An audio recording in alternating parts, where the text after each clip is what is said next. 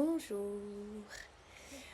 Alors aujourd'hui, avant un départ pour un week-end relaxation entre les périodes de création to London, je voulais parler un peu justement du vocabulaire qu'il y a en langue anglophone, parce que c'est surtout aux États-Unis que ça a été développé, dans l'étude des réponses traumatiques, en neurosciences, en psychologie spécifique de l'étude du trauma.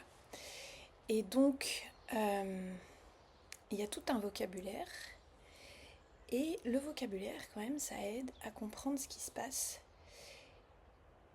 Et c'est le début de tout. On ne peut pas faire grand-chose sans avoir un mot pour identifier ce qui se passe, que ce soit validé par le langage, qui est la base de notre psychologie en tant qu'humain. Et en français, on n'a pas les mots phoning et people pleasing. Phoning, F-A-W-N-I-N-G. Et people pleasing, le besoin de plaire aux gens, la manie de plaire aux gens. Il n'y a pas de traduction en psychologie et on ne l'utilise pas dans le vocabulaire de tous les jours. Donc déjà, ça veut dire, moi ce que je trouve, c'est que la conséquence, c'est qu'on le normalise et qu'on déforme des mots à nous. Par exemple, on va dire qu'on a besoin plutôt de nuances, qu'on n'aime pas trop ce qui est radical, qu'on a besoin de douceur, pardon, qu'on va déformer l'idée, encore une fois je trouve, de respect, de pardon. Alors que le fait d'avoir ce symptôme post-traumatique reconnu par la langue anglaise, de people pleasing et de phoning, qui sont des réponses traumatiques reconnues comme réponses traumatiques en psychologie anglaise et en études du trauma, ça permet de faire la différence. Et souvent, je remarque qu'il y a une confusion.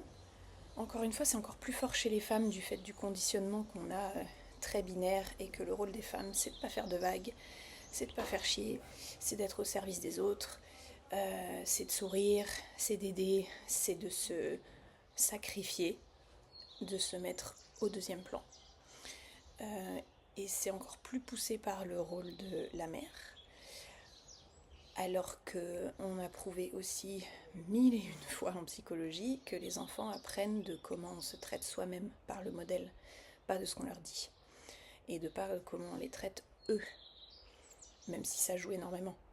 Donc s'ils voient sans arrêt tous les jours que on met ne pas gêner l'autre, satisfaire l'autre, plaire à l'autre, ne pas faire de vagues avant de se respecter soi, ils apprennent ça et on perpétue cette habitude. Et donc phoning, c'est la manie de... C'est ça quoi, c'est de plaire, de ne pas faire de vagues et de... Et ce que moi je vis comme s'écraser, se soumettre. Et je dis pas ça de manière dénigrante, je dis ça parce que moi je le vis comme ça et que je le vis comme ça, je veux dire pour les gens que j'accompagne aussi. Il y a en fait des parties entières de nous qu'on écrase. Excusez-moi, l'enfant en soi, l'adolescent en soi, l'adolescente, l'adolescent en colère, l'enfant traumatisé, la femme puissante, la reine, la femme qui désire. Et quand je dis femme, c'est pas forcément aussi binaire que ça sonne. C'est parce qu'encore une fois, dans notre société, le féminin a tendance à être écrasé. Je ne crois pas dire quelque chose d'incroyable là-dedans. Et donc, dans cette habitude de ne pas faire de vagues qu'on nous a appris, qu'on a intégré, on écrase et on soumet des parties entières de nous. Et on ne peut pas faire ça en filtrant. On ne peut pas filtrer notre colère, inhiber notre colère et ne pas inhiber notre potentiel de désir et de force de vie. Et donc d'énergie. Et donc je reviens à mes thèmes récurrents de la vitalité, de l'énergie, de la clarté, de savoir ce qu'on veut, de savoir agir en alignement avec ce qu'on veut, avec ce qu'on souhaite, avec ce qu'on désire.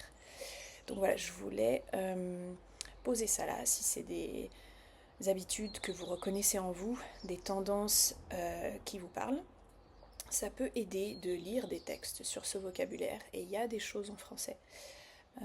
Je veux dire, même si vous mettez les mots en anglais, people pleasing, phoning, F-A-W-N-I-N-G, vous trouverez des choses sur, en psychologie, les réponses traumatiques. Ce sont des réponses post-traumatiques prouvées. Et on a tous nos traumas, et on a tous une petite fille en nous qui s'est écrasée. Les hommes aussi.